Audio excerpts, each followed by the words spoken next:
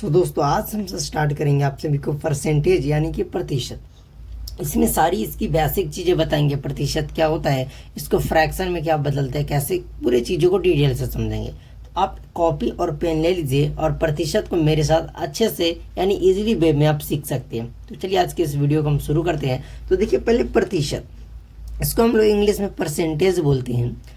अब प्रतिशत दो शब्द से मिलकर बना है, एक प्रति और प्लस में शत। प्रति का मतलब होता है प्रत्येक और शत का मतलब होता है 100। मतलब प्रत्येक 100 में, कहने का मतलब कि मैं एक और बता दूं कि प्रतिशत परसेंटेज इसका ये सिंबल होता है। कहीं पे आपको परसेंटेज या प्रतिशत ना लिख कर ये सिंबल दे देगा, इसका मतलब ये आपका प्रतिशत ही होता है। सिंपल सी बात, तीनों चीज़ का मतलब सेम है। मैंने बोला प्रतिशत का मतलब प्रति प्लस शत।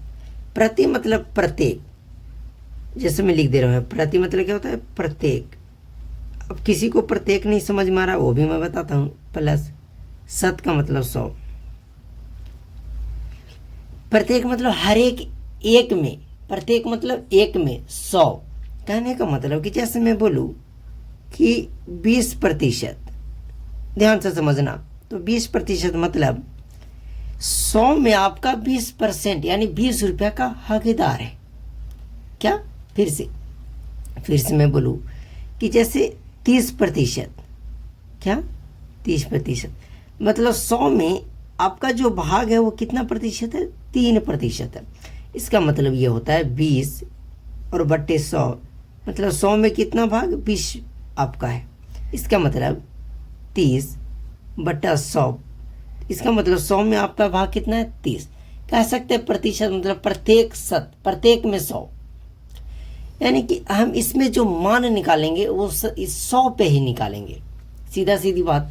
अब एक बात कि कभी भी कोई चीज़ रहे, जैसे कोई नंबर रहे उसे परसेंटेज में बदलना रहे। जैसे मान लिया जाए कोई फ्रैक्शन है a बट्टा b, ठीक है, ये परसेंटेज में है a बट्टा b। जैसे यहाँ पे देख रहे थे कि 30%, 20%, तो 20 की जगह कोई भी नंबर हो सकता है, जैसे a ही मानकर चले, और ये प्रतिशत में है। तो जब कभी भी प्रतिशत से इसको प्रतिशत हटाएंगे तो जैसे नंबर है उसको ऊपर रखेंगे, प्रतिशत हटाएंगे तो बट्टे में हम 100 लगाएंगे। सीधा सीधी बात आपको करना है। पहला नियम यही है कि कोई भी प्रतिशत को फ्रैक्शन में बदलने के लिए बट्टे में 100 लगाते हैं। जैसे यहाँ a% था, प्रतिशत को हमने हटाया तो बट्टे में 100 लगाया, सीधा सीधी बात। तो यहाँ कैसे किए, जैसे मैं बोलूँ आपको 80%, इसको आप फ्रैक्शन में बदलो तो ऊपर नंबर है यानी 80 के यहाँ a के जगह 80 है तो 80 रखेंगे बट्टा प्रतिशत हटाएंगे तो बट्टे में हम 100 को लगाएंगे। 10 से 10, 8 बट्टा 10 बच गया। क्या 8 बट्टा 10, इसको काटेंगे 2 से, 2 चौके 8, 2 पंजे 10 यानी 4 बट्टा 5। कह सकते हैं कि 80% को जब हम फ्रैक्शन में बदलेंगे तो हमारा 4 बट्टा 5 आएगा। आई होप कि आपको समझ में आ गई होगी, बिल्कुल आएगी। तो यानी कि मैं चाहूँ तो आपको लिख देता हूँ, तो अब आपको लिखा हुआ समझ में आ गया होगा। प्रतिशत को भिन्न में बदलने के लिए 100 से भाग किया जाता है। यानी कि कोई भी प्रतिशत है उसको जब हम भिन्न में बदलेंगे यानी नंबर में बदलेंगे तो 100 से भाग किया जाता है। अब दूसरा नियम क्या है कि अगर कोई नंबर रहे, जैसे यहाँ फ्रैक्शन था 4 बट्टा 5, इसे अगर हम लोग प्रतिशत में बदले तो क्या होगा। सीधा सीधे लिखा हुआ है कि भिन्न को प्रतिशत में बदलने के लिए 100% से गुना किया जाता है। अब मैंने यहाँ तो आपको समझा दिया कि जैसे 80% था तो 80% हटाए बट्टे में 100 लगाए। अब यहीं पे जैसे 4 बट्टा 5 का 80% आया, मैं बोलूँ कि इस 4/5 को प्रतिशत में बदलो, तो प्रतिशत में बदलने के लिए आपको क्या करना है कि 100 से गुना करना है और ये ब्रैकेट के बाद प्रतिशत लगा देना है। अब देखिए काटेंगे 5 दूना 10 यानी कि 20 बार में 100 कट गया तो बच्चा 20 और 4, तो गुना करेंगे 20 चौके 80 और प्रतिशत बार है तो 80 यानी कि आ गया हमारा 80%। आई होप कि आपको समझ में आ रही होगी। अब ये तो सिंपल चीज़ें थी कि फ्रैक्शन को कैसे भिन्न में और भिन्न को कैसे फ्रैक्शन में बदला जाता है। सॉरी भिन्न को कैसे परसेंटेज में और परसेंटेज को कैसे भिन्न में बदला जाता है। तो अब आइए इसके हम बेसिक सवाल पे चलते हैं। जो आपको एकदम सिंपल सी तरीका बताऊं, जो आपको थंबनेल में प्रश्न दिख रहे होंगे उसको कैसे इजीली वे में आपको करना है। ओके, अगर पहले सवाल चले कि 60 का 15% क्या होगा। अब सीधा सीधी बात, आप बोर्ड मास में पढ़े होंगे, अगर आप नहीं भी पढ़े हैं तो अगर आप इंग्लिश मीडियम रहेगा तो का की जगह ऑफ रहेगा।